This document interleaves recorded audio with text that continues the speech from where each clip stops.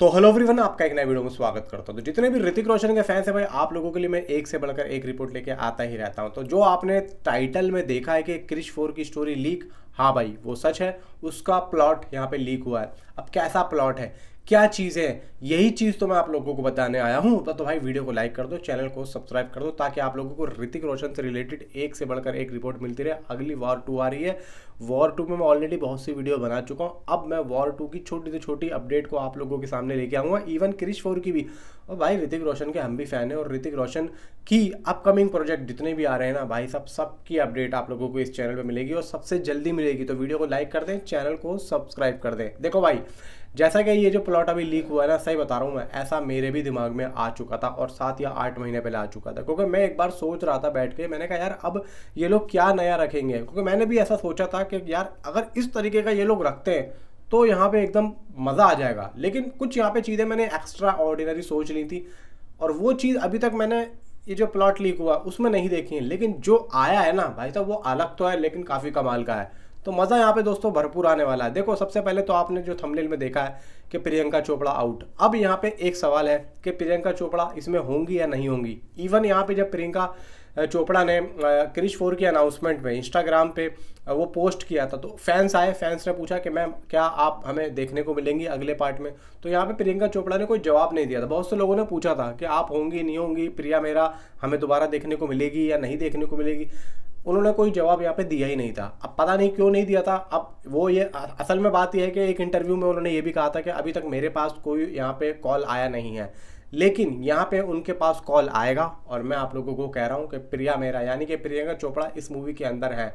अब ये नहीं कह सकता मैं एज ए कैमियो है या फिर एक अच्छा खासा प्रॉपर रोल होने वाला है, मैं ये नहीं कह सकता हूँ। अब बात क्या हुई है आप ये सुनिएगा जरा। यहाँ पे राकेश रोशन बोलते हैं कि हमने स्क्रिप्ट को लॉक कर दिया है, ठीक है। लेकिन यहाँ पे लॉक तो हो चुकी है भाई, लॉक के साथ साथ वो लीक भी हो चुकी है। क्योंकि जिस तरीके की अपडेट आ रही है, अब यहाँ पे देखो, इन्होंने कहा था कि जादू भी होगा मूवी के अंदर। अब यहाँ पे जादू के आने से सबसे पहले दिमाग में एक बात जाएगी कि यार अगर जादू है तो वो तो बहुत बच्चा था। मतलब जब ऋतिक रोशन जो बाप वाला जो रोल था वो बच्चा था उस टाइम पे, यानी कि जवानी का रोल था, एक बचपना ही मान लो। तो अब तो जादू की उम्र भी बहुत हो गई होगी, पता नहीं जादू होगा नहीं होगा। उसका मतलब बच्चे बच्चे होंगे तो वो कैसे जानेंगे रोहन को, और अपना कृष्णा को कैसे जानेंगे, है ना। तो यहाँ पे इन सब चीज़ों को परे करके इन्होंने एक चीज़ में दिमाग ये लगाया कि यार आज के टाइम पे बहुत सारी चीज़ें हो रही हैं जो कि टाइम ट्रेवल से हो रही हैं। तो यहाँ पे एक चीज़ ये निकल के आती है कि ऋतिक रोशन यानी कि जो क्रिश है, जो कृष्णा वाला जो रोल कर रहा है बच्चे वाला, मतलब जो रोहन मेहरा का बेटा होता है वो, उसका बात बता रहा हूँ, जो मेन क्रिश है। तो कहने का तात्पर्य दोस्तों ये है कि या तो कृष्णा जाएगा टाइम ट्रैवल करके पीछे, कहाँ पे हो सकता है कि कुछ ऐसा काम अटका हुआ हो, कुछ ऐसा काम फंस गया हो जिसमें इनको जाना पड़े पीछे।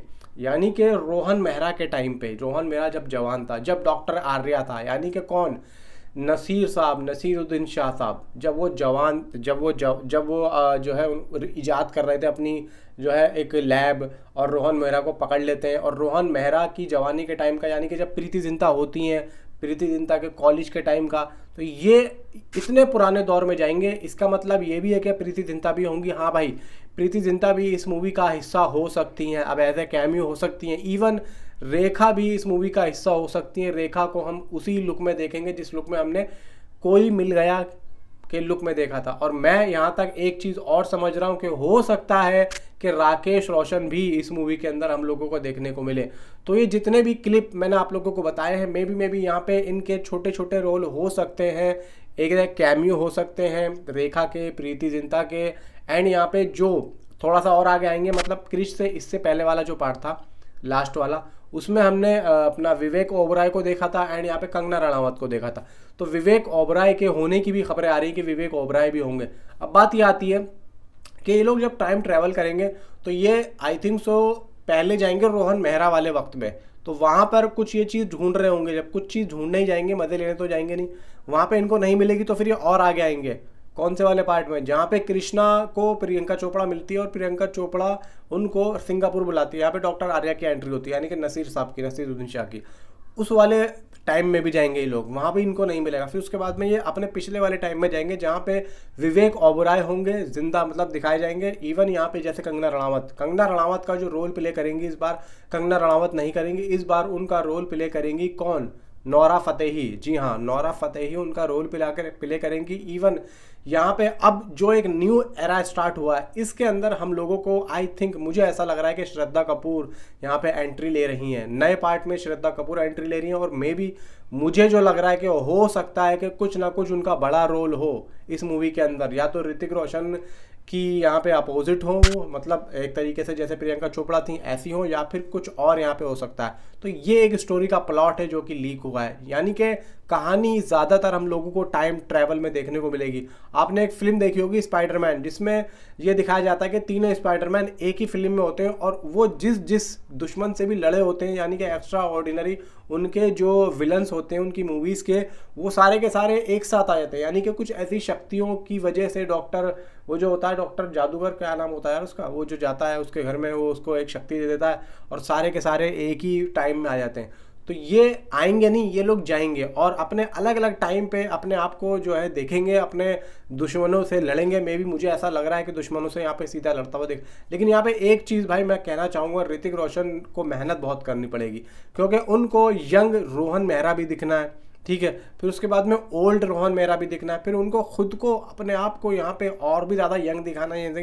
यानी कि जैसे वो अभी हैं, एक तरीके से 50-52 साल का उम्र हो चुकी है, तो टाइम के हिसाब से उनको क्रिश जो 2006 में आई थी उसका भी अपने आप को दिखाना है। फिर उसके बाद में 2013 में जो क्रिश 3 आई थी उसके हिसाब से भी दिखाना है, फिर आज के टाइम का भी दिखाना है। तो इस हिसाब से भाई ऋतिक रोशन के ऊपर मेहनत वाला काम ज़्यादा है। सबसे पहली चीज़ तो वो अपनी बॉडी को यहाँ पे भाई उसी लुक में लेके आएंगे जिस लुक में एक्चुअली में क्रिश को हमने देखा है, ठीक है।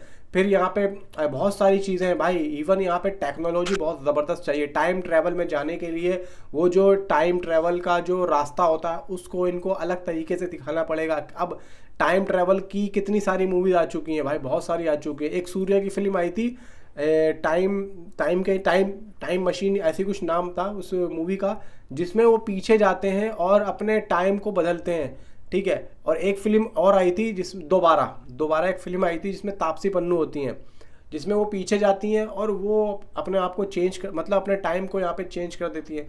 तो कुछ इस तरीके का यहाँ पे दोस्तों टाइम ट्रैवल पे तो आजकल बहुत सारी चीज़ें आ रही हैं। लेकिन यहाँ पे एक्स्ट्रा ऑर्डिनरी क्रिश 4 में हम लोगों को यहाँ पे जो है देखने को मिलेगा, कुछ नया कॉन्सेप्ट देखने को मिलेगा। मे भी फिल्म आई थिंक 2028 से पहले आने वाली नहीं है भाई, कम से कम 2 साल तो इस मूवी की शूटिंग चलेगी। और ऐसा नहीं है कि बिल्कुल एग्जैक्ट चलेगी, नहीं भाई, रुकेगी भी। और ऐसा है कि कुछ और प्रोजेक्ट पे काम भी करेंगे ऋतिक रोशन, तो रुकेगी। हाँ, डेब्यू डायरेक्टर से कर रहे हैं ऋतिक रोशन, ये काफ़ी अच्छी बात है, ये काफ़ी कमाल की बात है और मज़ा भी आएगा देखने में। देखो यहाँ पे जब ऋतिक रोशन की पहली यहाँ पे डेब्यू डायरेक्टर फिल्म होगी। तो बताओ भाई नीचे कमेंट में आपकी क्या राय है। मैंने जो प्लॉट आपको बताया है वो एकदम यहाँ पे सटीक है और मज़ा भी आएगा भाई, देखो ऐसा प्लॉट देखने में। तो मिलता हूँ अगली वीडियो में, थैंक्स फॉर वॉचिंग।